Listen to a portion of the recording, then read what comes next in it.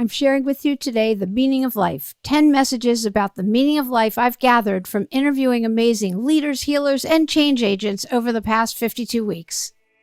Welcome to 52 Weeks of Hope. This is where you get to hear how to feel happy, balanced, and worthwhile. How to make that lonely ache vanish and feel empowered, confident, and secure. I'm Lauren Abrams, and I get to help you feel that magic again since going through my own dark night of the soul by chatting with incredible leaders, healers, and change agents who give you their messages of hope after overcoming challenges of their own. And today, I've compiled the messages from all these incredible leaders and healers and change agents, and I've put them together, and basically, I now know the meaning of life. And yes, I know how ballsy that sounds, but I've put together all the messages that I've gotten over the last 52 weeks, and they really do all come together into incredible compilation of messages where I feel like I now know the meaning of life. First, in case anybody wasn't around since the beginning of this podcast, let me just briefly tell you who I am, what brought this about, and then what the meaning of life is, because that really was my search. I went through my dark night of the soul, which really surprised me because I'm one of these people that when I was a kid, I never felt like I fit in. I always felt different, and you wouldn't have known that to see me because I always had lots of girlfriends, but I didn't have that one best friend that you tell everything to because I thought something was wrong with me, that I wasn't given some secret that everybody else had. And so I just thought that I'd be put away or thrown off or something. So I never let anybody really in. So I discovered drugs and alcohol in high school, and I was often running with those and just was a mess. I was a total mess, which surprises a lot of people if they meet me today. But I was just really, really in bad shape, lived in an abandoned house and stuff like that in my late teens, early 20s. I weighed 83 pounds back then. Like I was just a total mess. And I ended up in my early 20s getting really cleaned up. It was just one of those, I had hit such a low bottom, and I just wanted to die. I didn't know there was a way to get help. I really had nothing. I hated looking at my own reflection in the mirror. I just hated what I had become. It was just the grace of God. I am alive, and I'm grateful every single day for that. And I ended up getting an education, putting myself through college. I got a scholarship, went through UCLA and went to USC Law School, got a master's, and created really an amazing life. Got married, have the two greatest kids in the world, got divorced, and he gave me full custody, and I raised these two amazing kids, started a beautiful law practice where I'm of service to clients, and started hiring when I had the kids. I started hiring people and all of this. Just grateful every single day, giving back to anybody who was in a similar kind of a situation, to let them know there is hope and that there's a way out. Just always very much a person who was giving back because I had no idea there was a way out. Just very much of service. I wasn't raised to know that kind of thing, although my father is amazing. He volunteers 5 days a week at his hospital in Florida, and he's all about giving back. But I don't know, I missed that message growing up. But he was always working. He worked very hard. But anyway, so when I went through this dark time, and it was because here I am with this thriving law practice in Beverly Hills yet, which I don't usually say, I went through these financial challenges, which shocked me because from the outside, everything looks good. So we never know what's going on with anybody on the inside. And I got to a place where I didn't know how I was going to feed my kids. It was just really dark, but I didn't feel like I could tell anybody. And I got on the other side. We always get on the other side, but it was tough. And I had to feed my staff, take care of everyone. I had built up this incredible life, but I was alone. I was really alone. And I got through it. I talk about it a lot in the first episode when I talk about what brought about 52 Weeks of Hope because I was in Angela. I'm a big Angela Manuel Davis groupie, and I was in one of her classes. I was spinning. I didn't have money for that, but I had classes left in my quack, whatever. And it's pitch black in her class. And she's going, I don't know who I'm talking to right now, but I know somebody right now needs to hear this. And she did her Angela magic, and I'm in the back row crying. And I don't know, something shifted, and I knew everything would be okay. And money did not rain down on me, but I got through it. We get through everything, which of course is one of the number one messages, that the meaning of life is the only way through is through. That is my number out of the 10 messages I have to in part. The number one is the only way through is through, which is like, damn.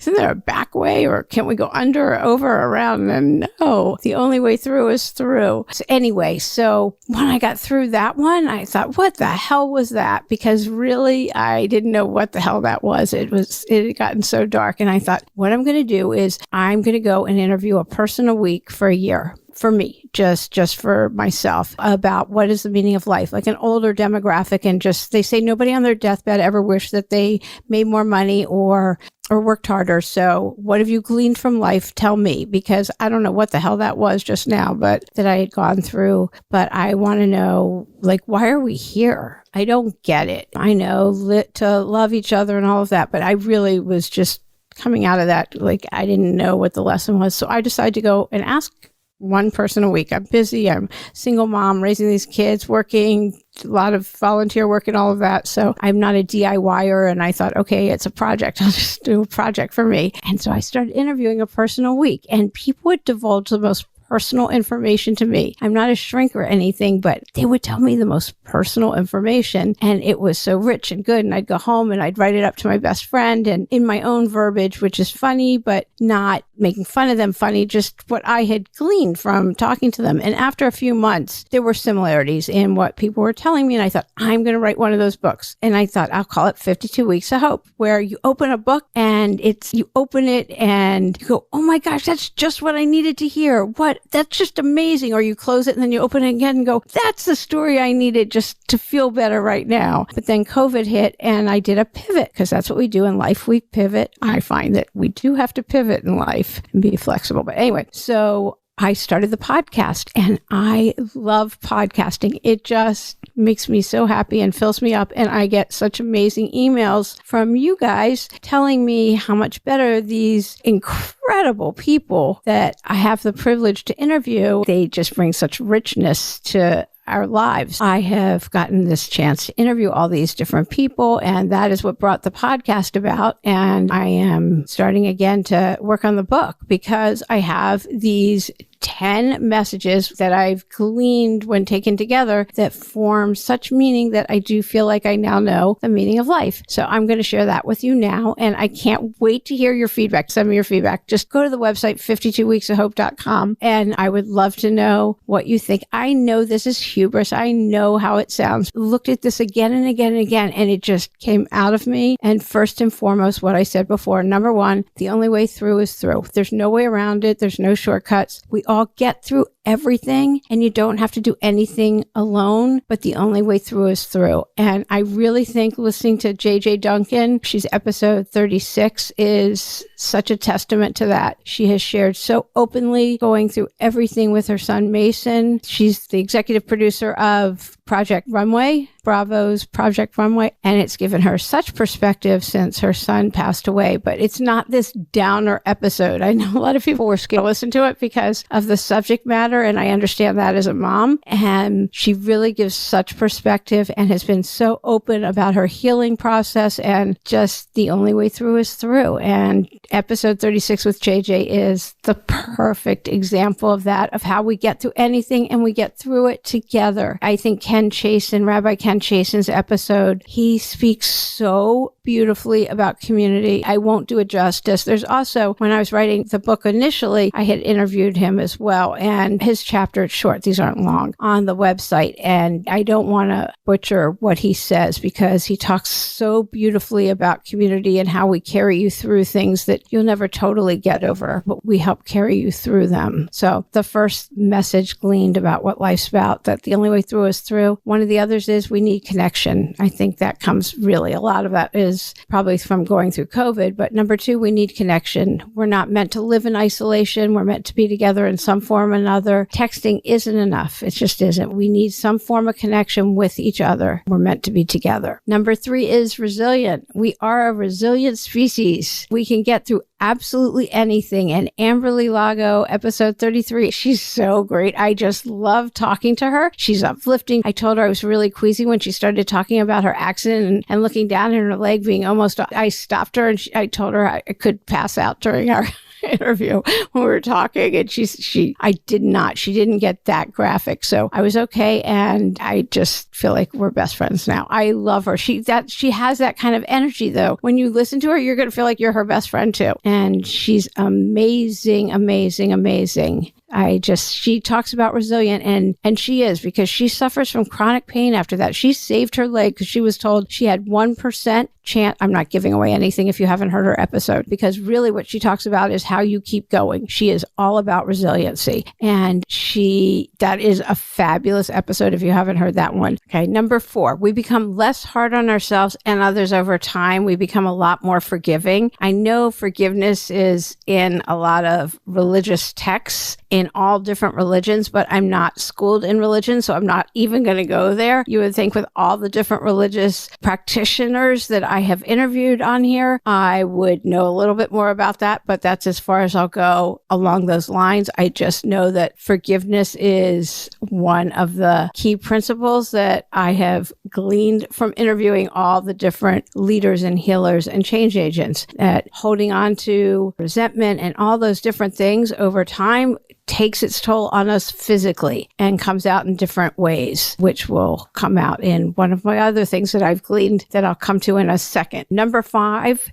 is this is a journey to live, not to watch on the sidelines. Life is about action. I said it in a lot of episodes, but one of my Lauren-isms is we can't sit in a corner. God doesn't drive parked cars. We can't sit in a corner and wish things to happen, that we have to take an action. And it's by showing up for life that things happen, and we never know. Life can change in an instant. We could be having the worst anything, and by showing up, miracles happen. And I love Hala Taha episode number 25, where she's super successful and very young. And she talks about how she makes her life happen. Sean Bradley, oh my gosh, he went from being in prison, and his episode, I can't even do it justice, but it's insane what he went through as a child and where he's at today and how successful he is. And it's because he didn't sit around playing the victim and saying, oh my gosh, my life's going nowhere. He's on some TV show. His life is, they've made a movie about it, or one of these reality programs or something right now. That he's an amazing story also. So life is a journey. Life's in session, and sitting around, and even if it's just the smallest action, 10 minutes towards what it is that you're dreaming of doing, it's something. And that's a good segue to the recent episode with Deborah Horowitz, where she talks about perfectionism versus procrastination. They're a flip coin of the exact same thing, which I had never thought of because I'm not a perfectionist. I was always so happy. I am so happy if I get anything done. And I'm always so proud of myself because I think I have very low expectations. So I know I'm accomplished in a lot of different ways, but I'm always so surprised. But I find that interesting that people procrastinate because they're afraid they won't do something perfectly. Like, who cares? Just do it. They say,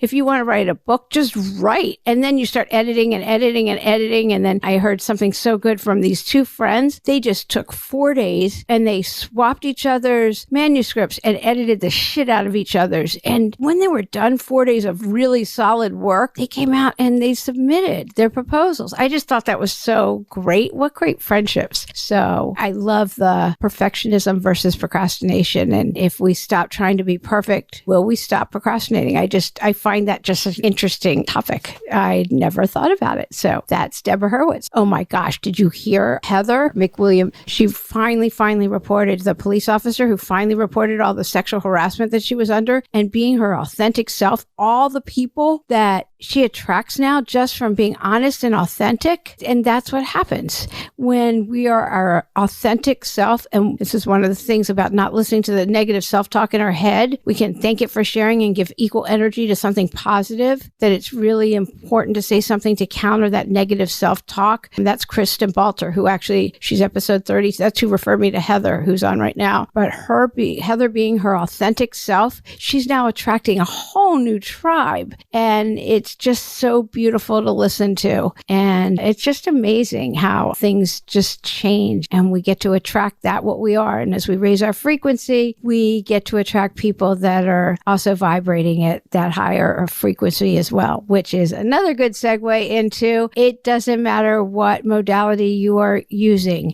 yoga, EFT tapping, breath work, manifestation, whatever modality you use, it all works. Whatever you're called to, use it. It all works. Angels, it all works. And we have had such amazing episodes. I think I'd have to list half of them because I've had such incredible healers on here. Spring Washam, oh my gosh, she's amazing. If you haven't heard Spring's episode, take a listen. She's been in that realm for a long time. So she was just so fabulous. Okay, number 9, if someone doesn't lift you up and support you in your dreams as a naysayer, cut them out of your life. Life is just too short for any naysayers or people that aren't supporting you. You want to feel heard, seen, and loved. So I'm going to say that again. You want people around you who help you feel heard, seen, and loved. Why tolerate anyone who isn't a loving presence in your life? If it's somebody you have to see periodically, a relative or a colleague, there's all these tools from all these episodes for dealing with toxic people, like creating a safe white light around you that no one can penetrate. Just DM me or send me an email. Go to the website if you aren't sure which episode or which expert discusses these. Krishna Desai, they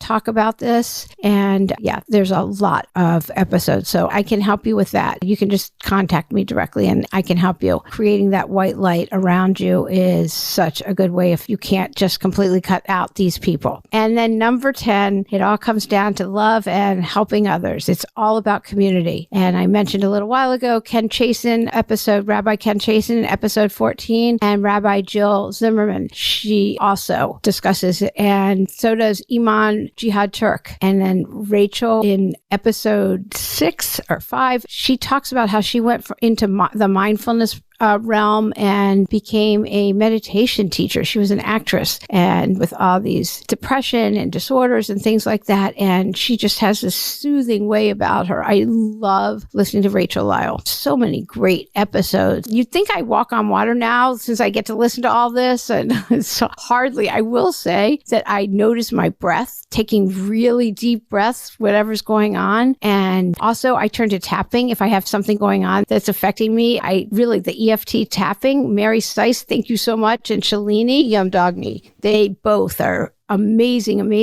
I'll go to their YouTubes. I'll listen to our episodes. So I thank both of them. Mary's my friend now. So I end up with friends. You listen to these, you think, oh yeah, I definitely know them. Mary Sice has Tapping Tuesdays still. But these people all have communities and you can have a community too. And you can join up with us in the Facebook group. Mary's doing tapping with us just on Zoom. We all talk to each other and it's really fun. We're doing different modalities every month. Mary did last month. It's in there.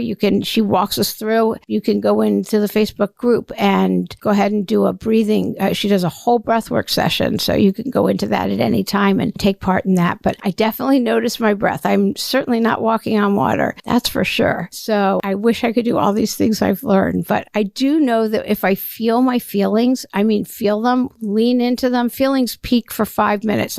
Think about the worst thing you've ever been through. It's not the whole day. It's part of a day maybe, but they peak for 5 minutes. And if I really feel them and feel where I'm feeling them and feel them all the way through my body, then I'm creating new neurotransmitters and a different way of being and thinking, and I grow. So all of this, it's also interesting and it's life and it's just the human experience. And sometimes I meet people and you have that thing where you just can talk and you just, maybe we knew each other in a past life. I have no idea. I just stay open. Every single morning, I ask the universe to please give me an open heart and an open mind and just let me be a channel to be of love and service. That's what I've gotten. That's where I get to go to. And I try to help others. So right now, my kid's dad just passed away. And so I'm here to help them.